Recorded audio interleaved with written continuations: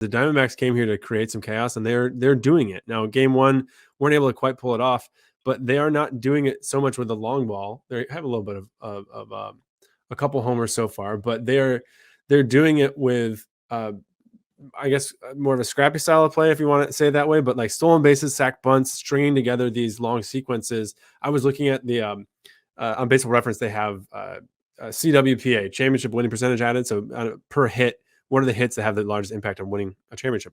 And the top 5 of them, 4 are Rangers. 4 of the Rangers plays from game 1, and one of them is from game 2. Here, Mitch Garver's homer was number 5, but the only Diamondbacks one was from game 1. Corbin Carroll's triple that tied up the game in the 3rd inning. And so, like, everything that the D-backs did in game 2, there was no huge, grand slam that added the huge probability swing in their favor or anything like that. It's all, let's single them there. Let's walk here. Let's steal a base. Let's get some madness going and make them make some pitching changes, make them some decisions. Let's pinch hit and then pinch hit again when they throw in a lefty. We're gonna switch everything up, and so far it is working, because you take one on the road, that really changes the complexion of the series. Yeah, AI Bruce Bochy's face on Dennis Green going, they are who we thought they were. Like, that's exactly the style of play that they've been known for this entire season. And then with the exception of the inexplicable power surge against the Dodgers, where they would just go out and blast home runs for a few minutes to start every baseball game. That's what they've been in the postseason. It's been singles, sack bunts, steals, and then the occasional Corbin Carroll triple. And when you get a Tommy Pham home run here and there, great. But that's not what they've been relying on. It is what the Rangers have been relying on, and that sort of bit them last night when they didn't have that available to them. As we look ahead now to Monday night, game 3, series moving to Phoenix. There's going to be another game Tuesday, of course, and game 5 would be Wednesday. We don't know the pitching matchups for any of those except Monday. Game 3, we're going to have Brandon Pfaadt against Max Scherzer. If I would have told you, I don't know, even just like 2 weeks ago, that one of them had a 2.7 ERA and one had a 9.45, I think you'd probably put them on the wrong guy. But the way things have gone, Max Scherzer does not look like he has the same stuff we're used to. Doesn't look like he's operating at full confidence, full Max Scherzer levels of sort of F you, I'm better than you.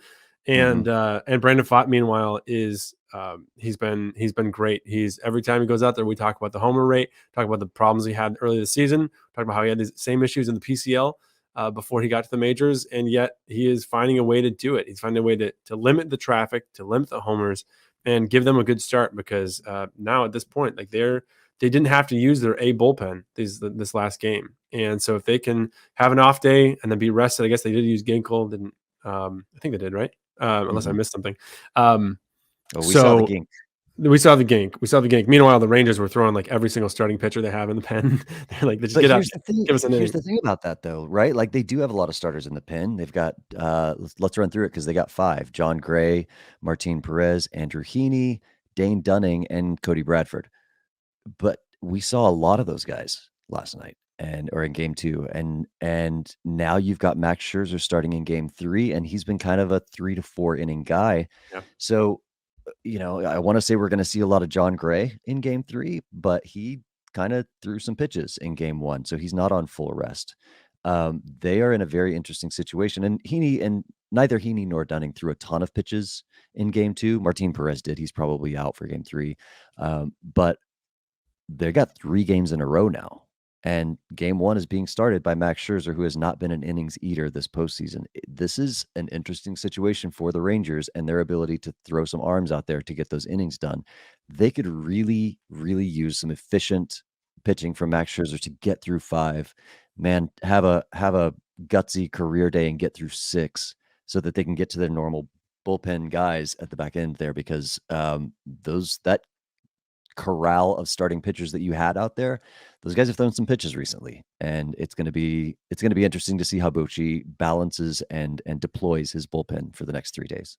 It feels like we're due for a vintage Scherzer game at some point here, but maybe not. Maybe he's just not right at this point. We're not going to see it. But in the meantime, Brandon Pfaadt has shown up for them. He's going to be playing in a home atmosphere, and I don't think he needs to hold them to 2 runs over 6 innings. It's maybe 5 innings and 3 runs could do the trick here if the D-backs offense can get going against Scherzer early enough. So he did this last time. He outlasted Ranger Suarez, or maybe they kind of matched each other as far as length, but put them in position to win a ball game. And that's for your third starter. That's when you didn't invest in another starter at the trade deadline. That's pretty much all you can Mhm. ask for. So it's been good so far. Been very interesting so far. And I think from a third party viewer perspective, where I did not grow up at either place, did not follow either team super closely, but I've been watching every pitch on the live blog. This has been a lot of fun. I think a Stephen, come on. pretty great start. I'm I'm an objective journalist here.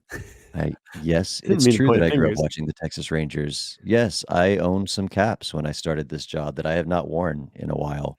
Um, but please, I am a professional. I am not cheering in the press box, and I have, what's the word I'm looking for?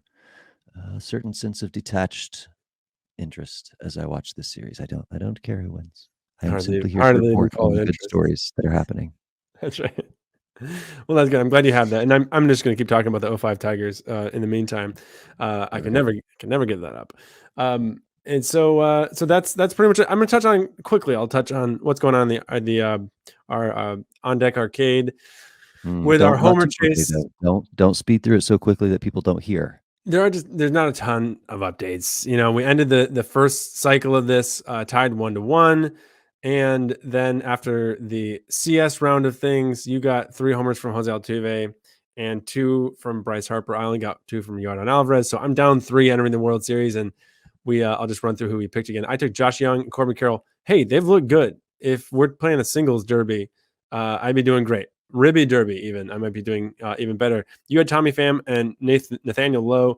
Tommy Pham did hit a homer, and that's the only one so far. So you are currently up 9-5. I flirted the idea of us picking extra guys to make this closer, but I think it would make it even worse for me. So we're gonna leave it as is, and I'm hoping for some big swings from Josh Young and Corbin Carroll the rest of the way.